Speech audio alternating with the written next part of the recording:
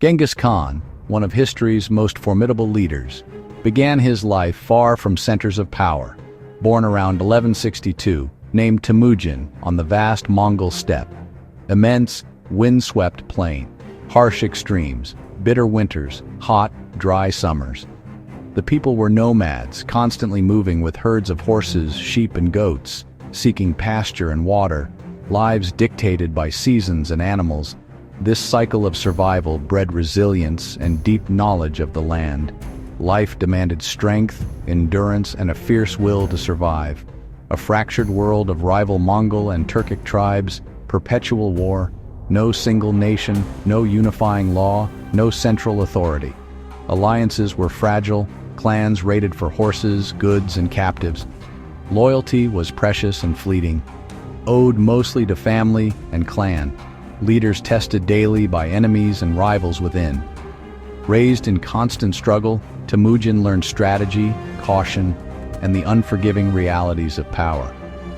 Early life was defined by open horizons, no walls to hide behind, no fortresses for protection. Security came from family and clan, and the ability to ride, hunt, and fight. Boys learned horses as toddlers and became expert riders. They traveled far, lived off the land. The bow and arrow, essential for hunting and defense, taught with deadly precision. This upbringing gave Temujin a deep bond with the environment and a practical, unsentimental leadership style. A harsh world shaped him to unite factions and build an empire across continents through discipline, strategic alliances, and absolute loyalty.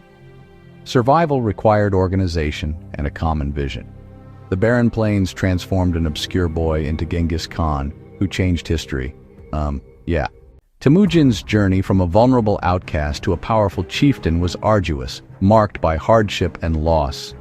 His father, Yasuge, a minor clan leader, was poisoned and killed by rivals, shattering the family.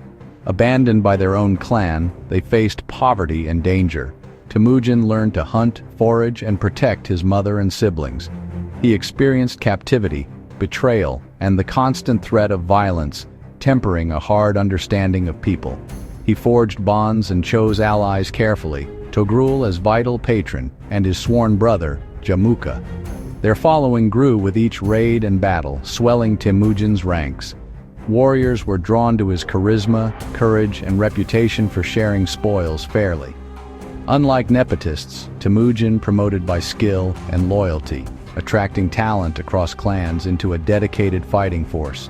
Strict justice brought order, contrasting lawlessness elsewhere.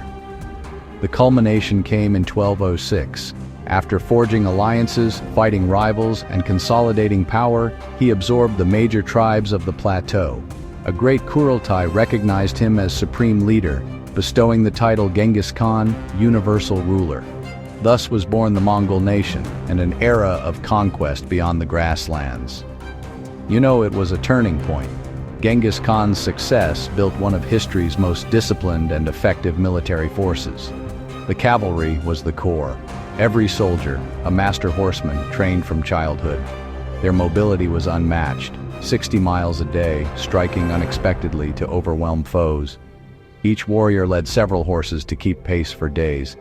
The compact composite bow, deadly and armor-piercing from horseback.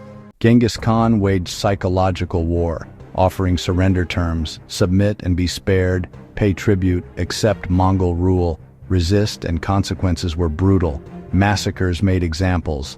Tales of ruthlessness spread fear, prompting many cities to yield. To breach fortresses, he spared and recruited engineers and artisans, especially from China and Persia. Their knowledge built catapults, battering rams, and trebuchets, transforming a cavalry host into a siege force. A willingness to learn drove expansion.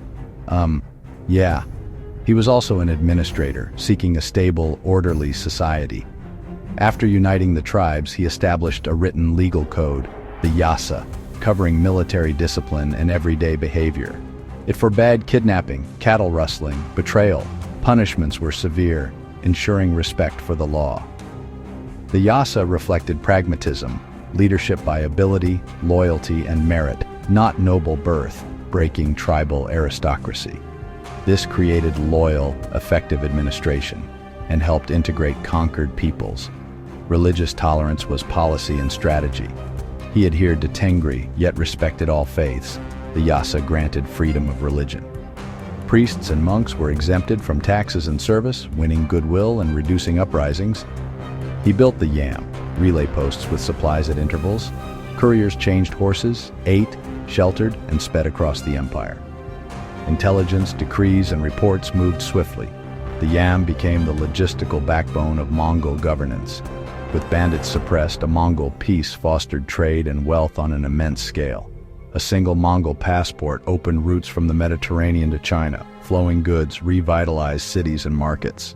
The impact of Genghis Khan was immense, complex, and contradictory. Resistance often meant annihilation. Cities razed, populations massacred. Some regions lost millions.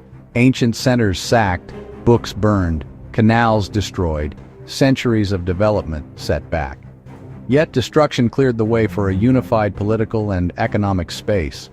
The Pax Mongolica enabled exchange across continents, fueling later transformations, including the European Renaissance.